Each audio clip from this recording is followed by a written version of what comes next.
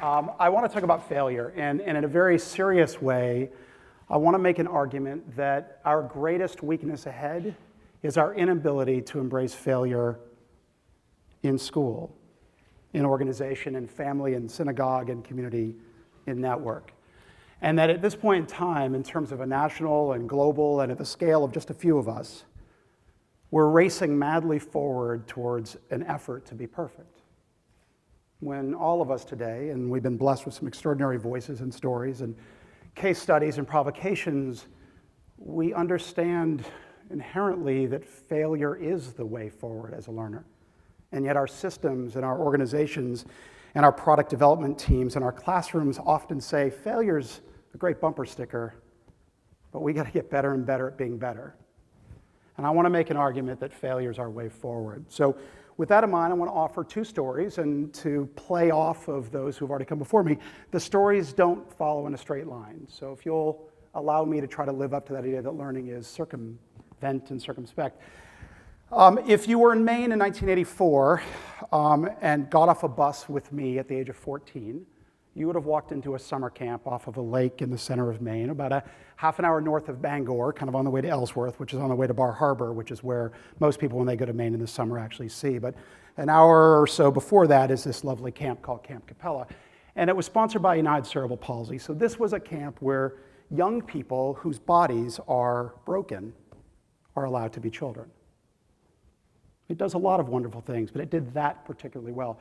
And as a 14-year-old, I was in no position to be a counselor, but in a place like that, they take advantage of resources and people and heart and duct tape and whatever you got, because again, this is not about being perfect. This is a place where young, broken bodies are allowed to be children.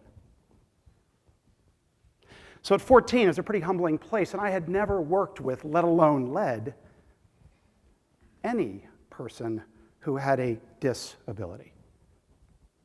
I had no idea what I was doing. To the kids, though, they couldn't have cared less, because I was not the point. And that was a really good lesson as a young teacher, at the age of 14, to figure out that I was not the center of that equation. In the center of this picture, if you can imagine a young pirate, with kind of orange hair and a shirt off, almost dead center is Uriah. Uriah was 9 the summer I met him. He was 11 the last summer I had him, and he was about 13 when his body gave out and he died. Uriah had one goal, and it was off in the distance, about 75 yards from the first bunk, and that was to get to the lake. And if you take a second to figure out why Uriah getting to the lake was so important, it probably rhymes with when Uriah was in the lake, the world got out of his way. He was a porpoise in the lake. What I saw was a kid who collapsed and was covered in blood and scabs. He was somebody with seizures. He was a young boy who had braces and body literally had to sort of collapse into every movement. And he had at most 20 or 30 words that he could force out. And at 14, and probably the same 22, 23-year-old teacher I was years later, and the coach, and a number of other roles I've had, what I saw was a boy that was falling. And for half an hour a day, I would take him to the lake, but for 23 and a half hours a day, whether I was there overnight or 8 hours a day if I was there for the day, I saw him falling. And my job was to pick him back up and proverbial dust him off and send him to kickball and arts and crafts and then lunch, etc. Where I failed is I didn't see where he was seeing. I didn't look out and see the lake. I didn't see mischief in his eyes. I didn't see that in spite of blood and scabs and braces and collapse, he was in love. And the greatest mistake I made, because if this really is about failure, the greatest mistake is I didn't understand what he loved. I understood what my job was, and not even very well. So I want to take you to another story. I want to take you to another version of Up and Down. I want you to imagine not a summer camp in Maine in 1984, but I want you to imagine a skyscraper in New York City in the 1880s. We have a different version of failure. We have a version of failure. It isn't that we haven't figured out how to build buildings or convince people who had never been in a skyscraper to walk into a skyscraper. It's not that we didn't figure out elevator. We had had elevators since pulleys were invented. We'd had freight elevators before we had passenger elevators. We'd had elevators in certain circumstances before we had these sort of corporate high-rise elevators. But we had a different problem. And it was the problem of this sucks. And I mean that in a loving and playful but very serious manner. Because here's the problem. It's not, does it go up and down? It's too slow. Think about that. There had never been a passenger elevator in the history of mankind, and suddenly people can go up and down 10, 20, 50, 70 stories, and it's too slow. It's like being in an airplane at 35,000 feet on Wi-Fi and complaining because you're 10 minutes late to the gate. You're flying. That's kind of amazing, right? So there's a problem. So the folks who owned Elevator, think of a company like Otis, et cetera, put out a challenge to the world, an RFQ, an RFP, a design challenge, an engineering problem. How do we make the elevator faster? We have people complaining it's not fast enough. So they bid the project, and you had a lot of very smart, tactical, technical, expert minds applying to that problem, solve problem. And they could shave seconds, but seconds wasn't enough. And then some others came along and said, the problem isn't the elevator, the problem is the idiots that are complaining. I'm not going to solve that problem because they're the problem, right? Somebody else came along who knew nothing about elevators and nothing about the fact that these people were the problem, and cocked his head. It was a he, it could have easily been a she, but cocked his head and said the problem isn't speed, and it's not that people are the problem, it's that perception of time is the problem. How I perceive how long. Does anyone know the punchline of the story? Does anyone know his solution? He installed mirrors where people wait.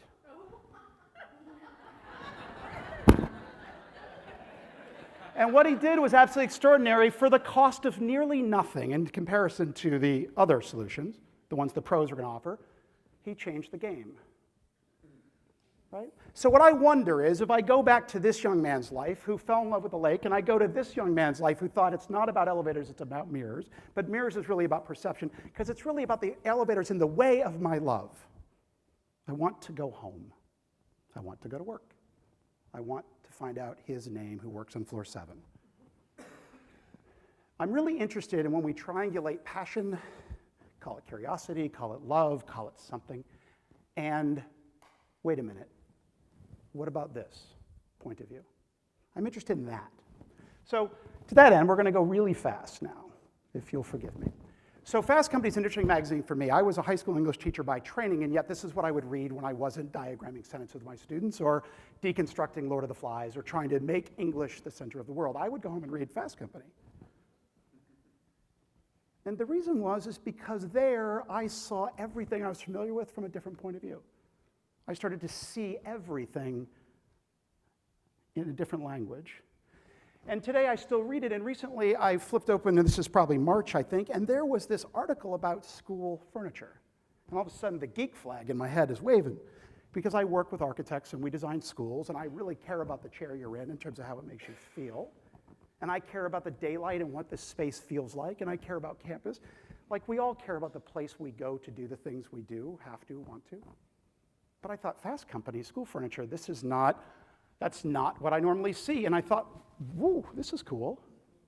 They're asking, how do you design this, this, and this? And the implied thesis is so that people can learn, right? And better is the implied parentheses. But really, it's to care enough about learning that being there is not the problem. Because if I'm in a place where that chair doesn't feel uncomfortable, and I'm allowed to imagine, to think, to daydream, to collaborate, to be wrong, then maybe I'll learn. Because as all the speakers have already said, we can learn regardless of where we are. So the question is, how do we take advantage of these tools, which are in most of the places of formal learning, corporate or otherwise, and try to reimagine it by itself? It's blue, it's made of wood, it's a little bit different, it's sexier maybe. And then all of a sudden the relationship changes, because instead of saying don't pass the note, it says you love her, she loves you, let them know. So what if we invested at the speed of your ness? But what was even more interesting is this is where this and this started. This was about prototyping at the speed of black electrical tape and cardboard and a little bit of a crayon, that this story led to this story, which led to get out of the way and let me just learn and be in company. So that was interesting, but what's really interesting is the designers were 8th graders at a middle school in New York City who happened to partner with a nationally recognized design firm, happened to partner with a nationally recognized furniture company who said, I bet they have something to say about this problem because they care about butt. And then they built Elegant. This is really good stuff, 8th graders.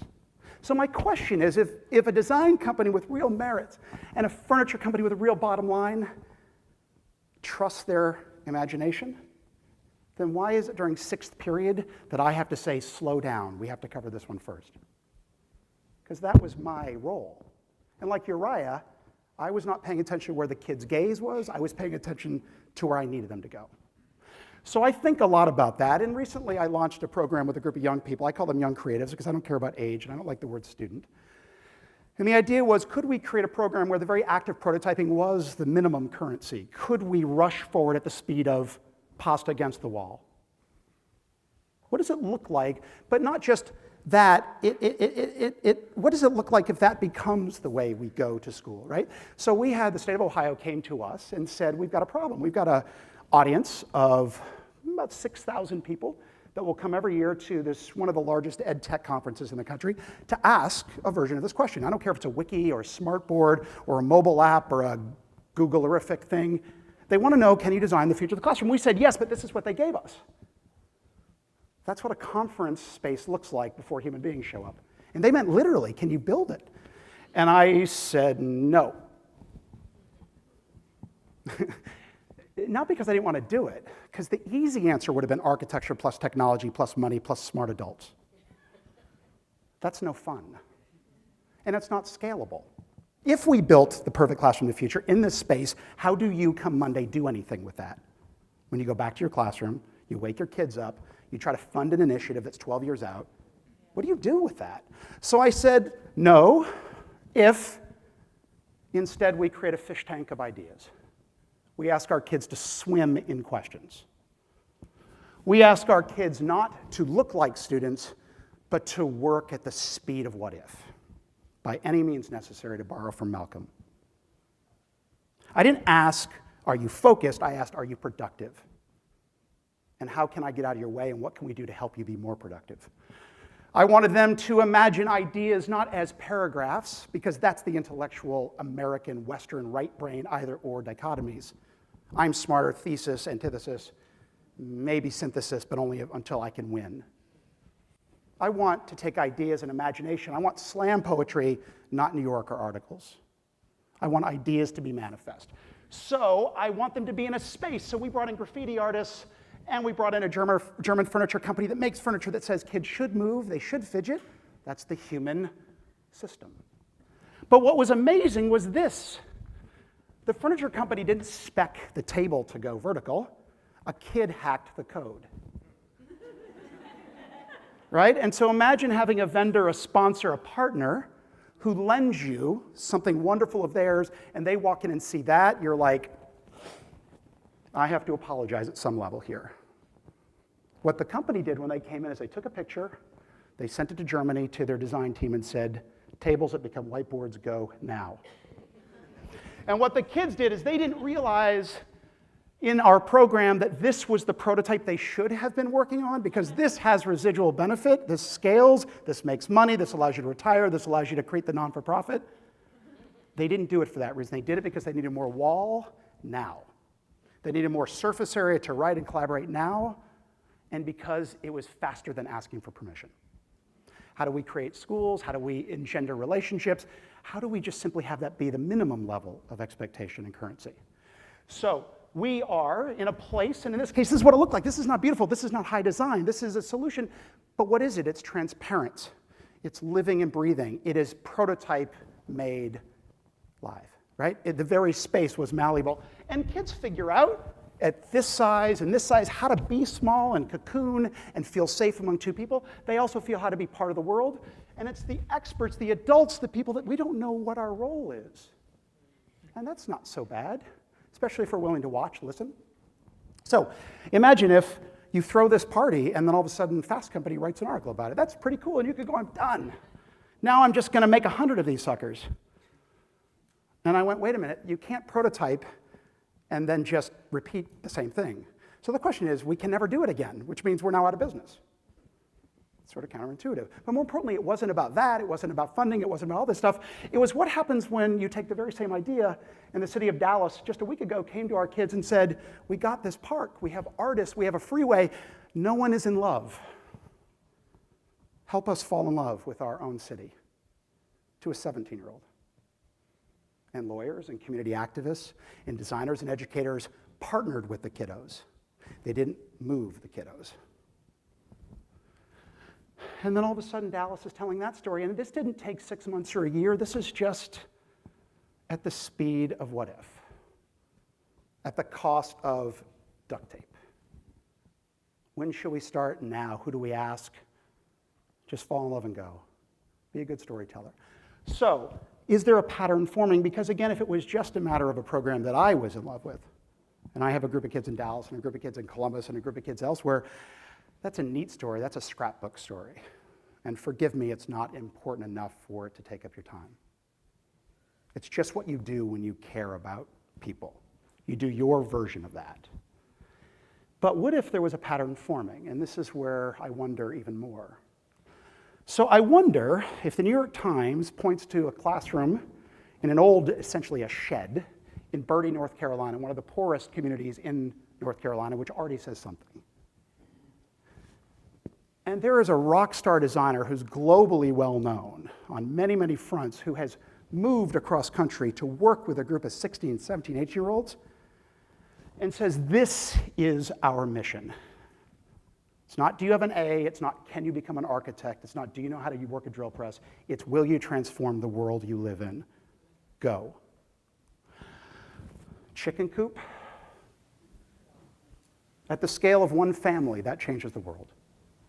But it's not about chicken coops, because weeks later, when a tornado blew through that town and just ripped it out of the soil, this is the design problem these kiddos have to face when their families don't have home. We don't have time for them to get degrees. We have time for them to pose a potential solution. Go a little bit further. We're going to rebuild, but what are we going to rebuild? And we have that experience all over the world right now. We talked about complexity this morning right out of the gate. So the kids said, well, let's design a farmer's market, from the trusses to the footers to the branding to the idea that people deserve fresh food. This isn't just on your way to junior and AP and college and get a degree and have a discipline and check that certification off. This is now, make an impact now. So is there a pattern forming? It is, if we start to see that the world isn't a series of fences, which I think was a really interesting provocation, but the entire world is a design problem. And how do we approach the world as a design problem? But more importantly, how do the very young people that will be our stewards from now forward see the world as a design problem? So Kiran Bursethi, who started a school for young children, little guys in India, said from day one, if everything in our curriculum doesn't treat the world like a design problem, then we are not doing our job. But she said it's not enough for my kids, my 50 or 100 or 500. We have to scale really fast. So instead of a couple hundred, she has tens of thousands of young people around the world that are looking for problems. An example, a typical example, the adults, the parents in my community do not read and write. When you have a 6th grader looking to solve that problem at the scale of mom and dad, elders, community, and that's how school does school, game on. My wish on a simple level goes back to that first word. I want to fail really well. And I want schools to fail really well at the speed of kids living in an aquarium of ideas, asking great what-if questions, mocking up potential answers, and serving something much bigger than themselves. Thank you very, very much.